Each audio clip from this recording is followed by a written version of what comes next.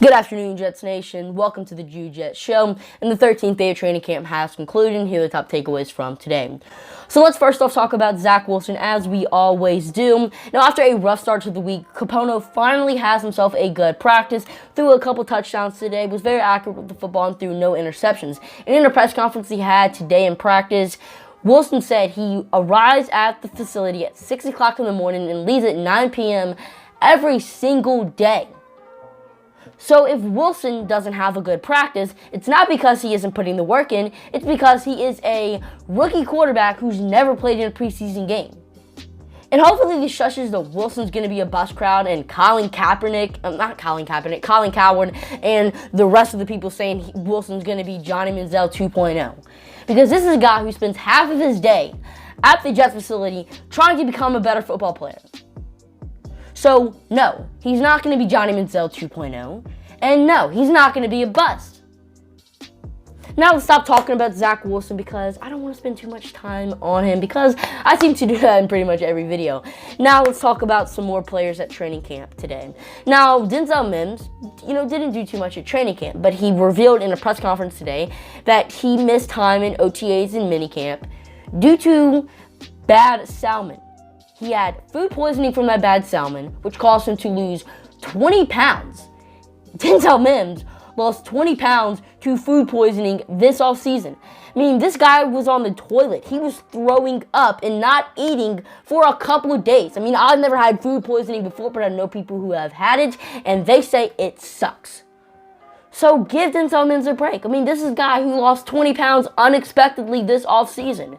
I mean, Denzel Mims needs to have himself a good amount of weight. He's one of those big body receivers who are going to have to go up and get the catch. And he unexpectedly lost 20 pounds, which is pretty much the reason to why he's not been playing with the third team. I mean, I know he's not a system fit, but he also hasn't been playing bad in practice. He just lost 20 pounds. So give Mims a break. I don't expect much from him this season, but next year, I'm, hoping Mims does a lot. Hopefully he has gained that 20 pounds back next season and, plays a good year. Now let's talk about some of our defensive players and how well they did today. Now, Jamie Sherwood, who's been pretty quiet so far this offseason, had himself an interception today. I think this is his first, big play he's made all training camp. I mean, he was a 5th-round pick, and the guy picked after him, Hasman Nasruddin, is in front of him on the depth chart. So that must have made Sherwood, get him all riled up, and he had himself an interception in practice today, trying to prove that he's better than the guy picked after him.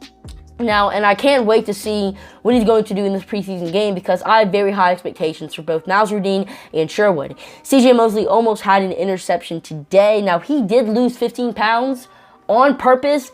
This offseason, he's trying to become quicker than he was in the past. I mean, Rich Cimini said he looks like he's fast out there. Mosley said in a press conference early in the offseason that his speed rating should be 90-something in Madden. And based off the looks in training camp, it should be. And Ocho Cinco and, who else is it? And Steve Young, y'all better be paying attention because Mosley needs to have a 90 speed rating in Madden. And the final guy we're going to talk about today is Brandon Echols. DJ Benham of the New York Daily News said that he was balling out in practice today. He was all over, making a ton of plays. Now, I don't expect Echols to get much playing time this season. I still think he needs to develop into the NFL. I mean, he's definitely going to make the 53-man roster, and if he plays in a game, it's most likely going to be on special teams. But no, this is a 6th-round pick who was getting first-team reps. I mean, next season, Brandon Echols is going to be in competition for the starting cornerback job. He's going to make people all around the NFL say, this guy was picked in the 6th round. I mean, Echols is going to be a problem next year. Mark my words. And the final thing I want to talk about in today's video is that the New York Jets signed guard David Moore and waived guard Telton Saltels, who I think we placed on the IR, some type of injured list. Now, Moore was a guy the New York Jets met with this offseason, actually went undrafted, which I was very surprised at. Definitely thought he should have been picked by some team. Now, he did get waived by the Panthers this offseason. Don't think it was due to an injury, but the New York Jets needed depth at the guard position, and Moore was the guy we met with, and he's an intriguing prospect, and hopefully he can, do something and make the team, because I really like him as a player. I mean, he's coming from my home state of Louisiana, so he's definitely going to be a guy to root for. Well, that's all I got for you guys in today's video. If you ended up enjoying it, let me know by hitting the subscribe and like button. Check me out on Instagram, TikTok, and Twitter at @Jude_Jets.